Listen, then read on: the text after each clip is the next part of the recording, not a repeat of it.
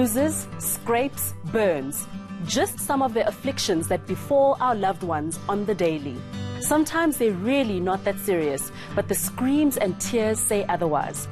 As a mom, I know there's nothing worse than rummaging through the house only to realize that you don't have anything to ease your little one's pain with. But even beyond the home, do you know the correct and most hygienic way to take care of wounds? We knocked on the door of an expert to let us in on the correct ways of treating everyday injuries and to find out what we absolutely must have in our first aid kits. Most injuries don't happen in a controlled environment, so it's not in the hospital or the doctor's room. Most of them happen either at home or at school, in the playground or at the workplace.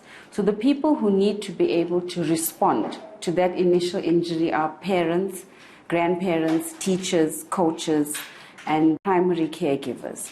And the common injuries that they need to be able to handle are things like abrasions from falls, cuts or lacerations, minor burns, sprains, and bites and stings.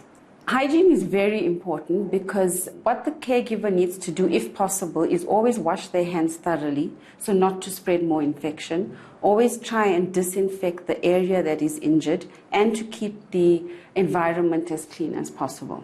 Any injury that breaks the skin is a focus for infection. So by thoroughly cleaning and disinfecting the area, you're going to decrease the rate of infection or complications. Some of the biggest mistakes we see, number one, is inadequate sterilization of the wound. Number two is in the home environment for burns. We see this quite often, using things like toothpaste and butter instead of ice water and ice or a burn shield. Number three, underestimating certain injuries like bee stings, spider bites, and dog bites, because those wounds need a tetanus injection, and then the complications can be quite serious if they're not looked after properly. The last thing is, if you suspect a fracture or a sprain or a head injury, try not to move the patient.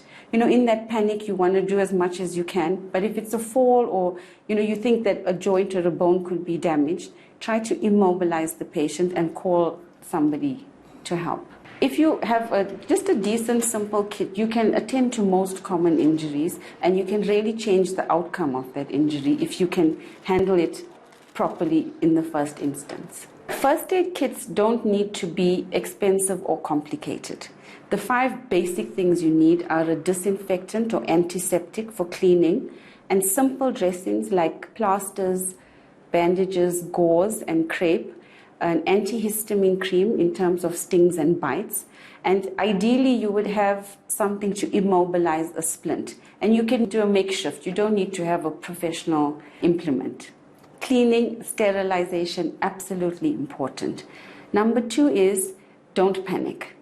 When you see a wound that's bleeding, try not to panic and be calm and apply appropriate pressure, because when pressure is not applied, that's when the patients can bleed out. With children, in case of a fall where you're worried about head or joint, keep them as still as possible and try to make the area around them safe.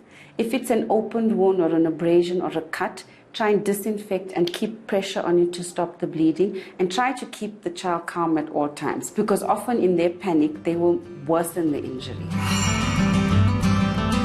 The name of the game when dealing with everyday minor injuries is preparation.